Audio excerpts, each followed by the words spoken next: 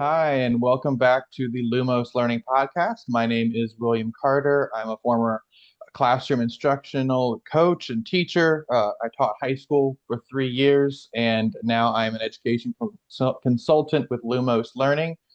Today, we are going to be tackling the topic of summer learning and how summer learning can be useful, summer learning can be resourceful, and we can get the most out of summer learning, and how to manage the hurdles of maybe a summer learning program that's not effective or that doesn't actually reach the students that need to be reached.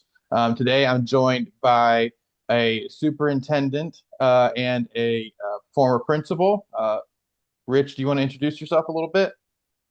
Sure. So my name is Rich Katz. I am superintendent in residence at Lumos Learning and a former school superintendent in New Jersey. Hi, everyone. My name is Michele Rawlins. I am currently working with Lumos Learning as a senior consultant, and I used to be a principal in New York City Department of Education. Wonderful. I'm very glad to have you guys with me today and kind of tackle this. I wanted to take this as like a layered down approach and look at how a superintendent sees summer learning. How does a superintendent see how their district is planning that, how they want to manage that heading into a new school year? I wanted to look at it from a perspective of a principal and how a principal would navigate uh, handling their school's summer learning program, and then how a teacher, from my perspective, how it impacts us as we head into fall. And initially, right out the gate, that first question um, is, does a summer learning program just have to be the same curriculum that the teachers taught throughout the school year? I know what my school did was basically we had a quick 6 week crash course on what the students were supposed to learn during the school year. And so this, a lot of times their teachers had to come back in the summer and reteach. Is that what summer learning always is? Is there other options? So there's definitely a lot of other options. I mean, there are programs if you have a program where it's really designed to be remedial for students who are just not meeting grade level benchmarks, and I think that's where you find what it is that you just described. But there's a lot of different programs that typically run concurrently, and it really all comes down to purpose. So, is it a credit recovery remedial program will do that, but an enrichment or accelerated programs, or there's transition programs for students who may be switching schools or grade levels, just kind of engagement or interest-based programs, and those would probably look totally different from, what you're describing and being sort of a repeat of the school year. So it's all about purpose.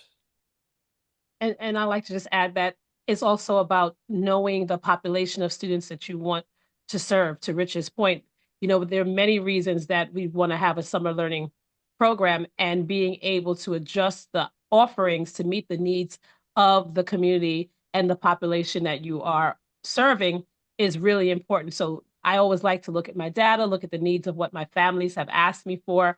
Many times I found that the parents were coming with ideas that they wanted to see extended beyond the school year. So it was a great opportunity to get into some of those projects or arts programs, STEM programs, or things that we just didn't have time for or resources for during the school year. The summer was a great place to do that, in addition to making sure we continue to push the academics. So there's so much opportunity in the summer, and just having the right people, the leverage to do it, it can become a really great place for students to accelerate. Yeah, I would agree. I think one of the things that I always heard, summer learning always got a stigma against it because nobody wanted to be there, and it was just copy and paste what was already taught that year. So teachers were frustrated because they taught it already. They don't want to reteach it over a summer, and students probably picked up on some of it or most of it and just needed the credit recovery. And then overachieving students, high end students, don't want to go to summer school because they are achieving well. What is there to gain? So if interest is low, then you've got no buy-in from the school, from the parents, on the students, and that causes a huge problem. Um, so why do you think that sometimes summer programs underdeliver? Michelle, do you think that it's just quality, or is it just what is offered, or is there something in between? I think time is a factor. We're like right now, we're at the point where school is closing, testing is winding down throughout the nation. Everyone is trying to finish up and close one big part of the year. But now we have to reopen in a matter of weeks. So the timing of how we look to plan summer school can contribute to what we have currently seen. Um, and then again, we never really know who the students are going to be until that May, June period. So one, don't always know who's going to attend. We're not sure who the teachers may or may not be. And then the curriculum or the curriculum that we have to choose. So the planning time is usually at the end when we're closing school and opening up summer school at the same time. So timing for me is a factor. So it just becomes, okay, we'll just add on another more school instead of let's try something different. Let's be more innovative. And I think that there has been a shift because so many people have gotten tired of just the regular run of the mill. And I think after COVID, there has been a need for more opportunities for enrichment for students. Yeah, and I don't know if under-deliver is as much the right word as it is this thinking about clarity and purpose. And sometimes, it's so important that you really have to go into a program with, all right, here's what we're trying to do. Here's the students that we're trying to serve and what we're trying to accomplish, the problem we're trying to solve, or the enrichment or experience that we're trying to give students. And I think what happens often is that focus doesn't exist to the level that it needs to. So it's hard to say what you delivered or didn't. But once you have that purpose, the impact can then be measured. And then I don't know if it gets put into that category as being under delivering or not. But to Michelle's point, that she's kind of mentioned in the first question and this question too. Those enrichment programs, like that's become more of a focus than the remediation even in some ways, because making it interest based, it's almost looking at what are the clubs and activities and kind of co-curricular things that we have that go on during the school year, and then how can we make that a summer program where those things are the specific focus of it, and that's what really brings students in and gets them excited about being there. And So just you having that, I was just wanting to add, just no just having no the clear goal around, what is our intention? Like Rich said, what are we trying to do? Are we looking to remediate, enrich, accelerate? And are we all trying to do all those things in a different program, right? All children don't have to attend to the same program, but we have to ensure that every child gets exactly what they need. So we're not trying to do everything, but whatever our major focus for that summer is, we want to do that thing really well. You guys have been saying the word focus a lot, and you guys both represent the two hallmark leadership roles in a school district and education, superintendent and principal. How do you guys decide what the focus of a summer is when you only have 10 weeks, 15 weeks at most to get as much work done as possible? And, like Michelle, you said, you sometimes have to make that decision at, in May. You have May to decide based on how the rest of the school year went, what the focus of the summer is, what are some of the critical needs, are you going to try anything new? How does the superintendent tackle what individual schools want to do compared to what maybe a district-wide goal? Yeah, I can jump in that first. So there's a few questions in there that you just asked. The data drives what it is that we're interested in doing. So, what is it that we want to accomplish, and who do we want to accomplish that for? That's the first thing you figure out. And like Michelle said, these programs all run concurrently. So it's not like schools just have one summer activity going on and that's it. And sometimes the challenge is students might be interested in doing more than one thing, but they're just not able to because they do run simultaneously. But using that data to sort of drive, all right, here's the key things that we need to address. That's what gives you the focus. And data is not just student, performance in the traditional way of thinking, but it's interest too. What kinds of, like we said, clubs and activities are growing, and where are student interests lying? And you talk about different schools doing different things, and that's okay because the students in each of the schools might have, different things that kind of get them going. And, every school, when you think about school districts that have sort of that neighborhood school type of environment, they all have their own personalities and flavors. And, making sure that you're tending to the students that you're serving is really the most important thing. And also aligning those goals to larger goals outside of the school. Like I know that I may want to have like a specific program in my school, but the superintendent may have conveyed to me that there's a larger need that he wants district wide. So having those conversations with your senior leadership, your superintendent, because it also you want to leverage your community partnerships. I may want to have a program but not have the funding. My superintendent or a community board based organization could assist me in that way because there are different goals that's specific to the community on different levels. So finding those community partnerships, asking the superintendent, asking parents what would they like to see so that we can drive staffing, we can look at the schedule for that. We can see what transportation is available if we're looking to do enrichment trips using the city as our playground, so there's so many things that we can do once we extend the conversation beyond just the school and realize that there's a whole community out there that can help really enrich this program.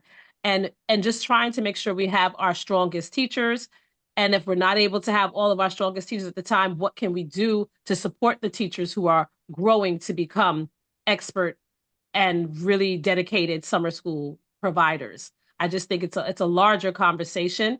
And sometimes the children who attend your summer school may not attend your summer school site. Sometimes they come from different areas.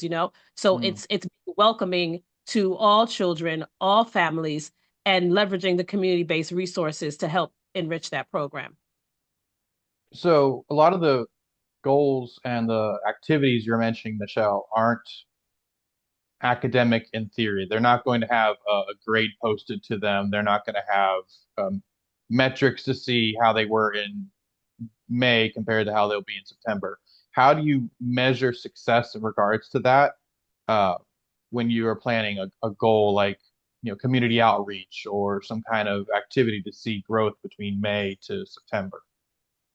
Well, I really look for confidence and momentum, like where the student is when they first come in, how happy they are, how willing are they to engage, and do they feel like this program is going to set me up for success for the school year? So there are a lot of hard data that we can look at. Yes, we have the end of year performance. We know that. So it's not to say that we're not looking at that data, but like Rich said, we're looking at other things. A child who may not perform well on the state assessment may be an excellent musician or may want to explore the arts. So there's multiple sources of data, multiple ways that we can assess how well a student is growing and what areas they're growing in. Academics is one area. So when I say leverage community partnerships, I'm just saying, how can we bring more resources in addition to the academic component that's going to be strong, right? How can we bring more fun activities so that I'm the type of person where I tell my children all the time, listen, we're going to work hard, but we're also going to play hard. I was that principal that I'd have on my heels, and during lunchtime, I'm shooting basketball hoops, right? So the kids are like, what is she doing? So just being able to see the teachers in a different light and know that we're working hard, but we deserve to celebrate our success and have downtime too, because it's in those spaces that children really get to know who the teacher is, who the principal is. If the superintendent came by and he grabbed the basketball and he took a shot, it just makes the experience more personable, and the children build up their confidence and they feel like I can do this. And the summer school providers and my summer school teachers, they really care about me as a person. So I measure success in terms of how the children have grown and their willingness to want to engage in learning, and how do we use those extracurricular activities to also teach, right? I can go and measure a clock tower, or I can go outside and measure the perimeter of the basketball field. It doesn't always have to be contained in the classrooms. And remember, it's summertime, it's hot inside, right? So we want to get outside and do as much as we can. So there's multiple measures of success during the summer, and you have the opportunity to do that. The one word that comes to mind for me when is when you're asking that question is participation. And so what I mean by that is it's not just participation in the summer, but after. So if you have a summer program on coding or on esports or related to the arts, and now you come back to your school year and all of a sudden that esports club, there's more kids that want to be in it that you can fill. Mm. And all of a sudden you have a coding competition and there's more entries than you can handle. And you have more students now interested in theater than ever were before. So if that's a measure of success that you see later on, that all of a sudden we've opened students' eyes to things that they didn't really think was either know about, maybe they didn't know about before, or maybe they just thought I know it, but that's not for me, and now all of a sudden it is. And I wish I saw more of that in my school. It was like very much that whenever I was teaching, the only activity was summer school. It was only credit retention. Um, and I think the elephant that we're dancing around and we've kind of hinted at is attendance, because none of this is successful if you've got empty classrooms or empty rosters. Um, and the big hiccup is both attendance of faculty as well as attendance of students. Uh, for both of you, how do you guarantee or try to get quality staffing for summer activities, which then entails how do you guarantee students are going to show up and actually apply themselves? Students show up if they're interested and if their families see value in it. So, and that's why these programs change. Michelle and I have named like a whole bunch of different types of whether it's categories or even specific programs, and they change over time because you do have certain years where it's like, all right, we've done the same thing now for the last 5 years, and over the last three, all of a sudden student attendance is dwindling. Well, there must be something wrong with the program. We need to change it up. So the way to get students to be there is to have them be interested in it, and then they'll come and they'll want to come. And then, like I said, seeing, families see value in it, then they're going to encourage their children to attend too. And so a lot of that comes down to communication and just making sure that communication in the sense of we're listening to what students want to be there for, and then communicating, hey, here's what we're offering, here's the value in it, here's why we want you to participate. And just also making sure that we understand that the student experience matters. We want to make sure that students are happy. They feel that it's a place for them. If they enjoy the program, they're obviously going to want to come back. Mom and dad, they're not going to have to wake them up. That backpack is on and they're heading down because they want to be part of these extracurricular offerings that we have, whether it's sports, arts, or any hands-on program. It really makes a difference to keep them engaged. So just understanding that the students are our clients, right? So it's not just that we're here, but we're here to serve our clients, and the clients are the students who are showing up every day. And we want them to know that we've tailored a program that's going to meet their needs again, so that they can feel that they have accomplished something great over the summer for their personal development that they can take back to the school year. Michelle, how do you get buy-in from teachers and have them feel okay with coming back over the summer when it's technically their break to get the best staffing for your students and not convince them that this is just a requirement or something to drag their feet into? Well, one thing I did was, as a principal, I'm 12 months, so I was always there during the school year. So I would always let them know that that's when I'm doing my best planning, and anything that I plan to preview or highlight for the school year, why would you wait to come back in September to here's a new program where I'm probably going to be testing it out during the summertime. I'd love to have conversations with you.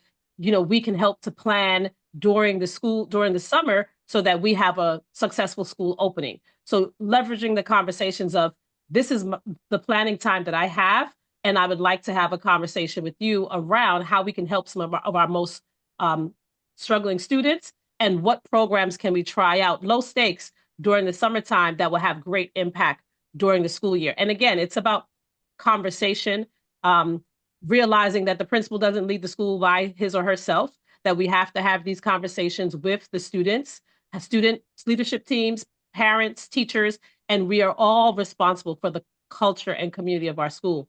So inviting teachers and parents to come in during the summer and have the conversations around what would you like to see and how is what we're doing over the summer going to benefit and make life a lot easier for us all when we return in September, and holding myself accountable to making sure I can get that done for them. You mentioned returning in September, and I was one of the teachers who would be impacted by this because the other facet of summer learning is, credit retention, credit recovery, content recovery. Students who may have, gotten D's uh, in spring and is coming back to try to bring their grades up or try to get something. Uh, and I know that I would feel scrambled getting into September, coming in day one and not knowing where my students were at, how my students did, getting handed paperwork for students who failed last year, struggled last year, and spend the first 2 weeks, 3 weeks trying to get them back to where they need to be, help them retain what they lost. We talked about fun activities over the summer, extracurricular, which is awesome. But then you've got the other side. These are, content areas, ELA, math, and things like that that summer needs to be used for that as well. How do you help those students with targeted support without, coming up with, like, I hate saying lame, but ineffective resources for, helping the students get from May to September and actually do quality retention, quality remediation, quality content recovery rather than just activities and things like that? How do we make that from you're here and they didn't learn anything to, oh, they actually became better at academically? So I'm Oh, always I'm sorry, Rich. no, you're good. Go ahead. Yeah. I've always been a standards-based educator. And for me, focusing on what the standards are, and like you said, we're in a different time, right? You said coming back in being handed paper, right? Right now we're handing you data sets. So just because the world has shifted in terms of having online access to student data, I can email you the data now. I can email you the data from last year and the summer data. It makes the transfer of information easier, where you're not going through piles of things or you're not trying to give out assessments to grade paper pencil. A lot of the stuff that we used to do in the good practice that we have has been automated. So I can now say, hey, Will, you have this class. Here's their spring interim assessment. Here's the summer pre-assessment that we took. Here's the post-assessment. And there are a lot of wonderful programs out there that do that very well. Must I say, Lumos Learning, right? We provide a dashboard for educators to get data reports where you can see where children are periodically throughout the year. So when you have that, it makes it a lot easier. So integration is very, very key. We want to have that project-based learning that speaks to the standards, that's fun and engaging. And we want to give students opportunities to read, write, apply math in authentic ways, because a lot of the state assessments that they take, they're asking them real world problems. So if we never give them opportunities to be exposed to or solve real world problems using project-based learning, it's not going to solidify. So we want to make sure that it is integrated, it is aligned to their standards, it's still fun and engaging, but we want to also be able to package that data in portfolios, in whatever project-based learning that we're doing, to give to the teacher for the next school year and say, here's the portfolio or the wonderful body of work that the students completed, and it's aligned to these standards. That's how I would approach it, to ensure that you're getting what you need as well. And the students are growing in areas that they need growth from the springtime over the summer, and we've seen growth, so we prevent that summer slide. Yeah, and these are practices to do all year, really, Yeah. right? It's not, and I was thinking that when you asked the question, Will, and you're like, what do you do from May until September? Well, the same things that you should do from September through May or June. All of those practices of making sure that teachers have the right information, the right support, that applies summer and all year. And because you need to kind of know your students at all time. And that's where, transition meetings become really important, when teachers in elementary schools or in the middle schools on teams will meet with the incoming teacher, so to speak, and just kind of talk about how, certain whether it's, data sets well, it's all data, but different types of data about the students individually and as a whole, so that they're prepared to kind of, you know, not have to go through such a tremendous learning curve. And, a lot of teachers, some teachers like that and some don't. Some say, I don't want any preconceived notions. Some say all information is helpful. But either way, it's, the communication never hurts. So, but that's a strong practice to have all year long. I've got two more questions for you. The first one is what I'm hearing, and this is from my own experience as well. It seems to be that summer is broken down to three categories. You've got uh, extracurricular engagement for like groups, community, things like that. We have academic interest where they're trying to improve their academic skills. And then we have the at-risk students, students that if they don't bring their grades up, they will fail. They will have to, repeat a year, something like that. Is that what I'm hearing, or is that true in most cases, or is there something I'm missing, or some kind of concept I'm missing? Those cover a lot of areas, but there's bridge programs too for, like, kindergarten orientation programs. There's programs for students who might be going from an elementary to a middle or a middle to a high school. There are now health and wellness types, and maybe that would fit into one of the categories that you're talking about. But with all the support that we do of student mental health, and there are summer programs that kind of help students with that are more like lifestyle, life skill types of activities. And then of course there's the required program like an ESY for special ed students that we didn't really mention. Like, and that's required clearly based on student IEP. So but for Mhm. the most part, yeah, I think those categories would do it, but there's always a couple more alternatives too. And again, like we said, they all run concurrently. Right. Michelle? Again, it just really depends on the needs of your diverse population. And then, so we're also forgetting the summer camps that are totally funded, parent paid for. So there's so many. Mhm. Summer school can be, just a hodgepodge of so many different things. And again, it depends on what you're trying to achieve. So knowing what the goal is truly important, and being able to provide all of those students with the ability to meet whatever specific need they have during the summer, but still giving them that balance of fun.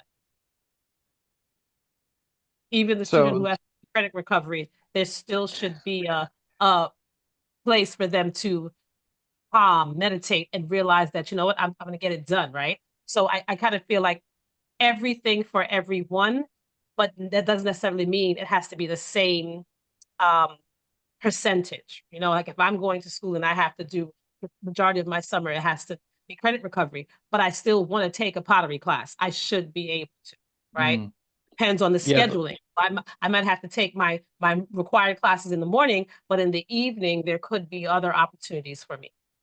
yeah, I would 100% agree with both of you because the last thing we want is to continue the mindset of the dreading summer learning, dreading summer programs. There's always this gloomy cloud as soon as that email comes out. Who wants to sign up for summer to teach it? Who wants to be a part of summer learning? And then the student gets that letter or that email saying they're required to be there for summer. And now it's becoming dragging their feet, trying to just get them there and hopefully get something out of it. My last question, and we will wrap up. You guys have years of experience under your belts. Were there any programs that you felt worked really well? Any programs or ideas that you liked or that you would implement again if you had the opportunity? I think everything we mentioned can run well, and I've seen them all run well. So, I couldn't single anything out. Like remedial programs that require students to be there. I can think of times when that they're okay with that. They're there and they're working hard and they're engaged. And a lot of it's all about the way you present it to them and the teacher that you have there, and how they see it. So, you asked before about.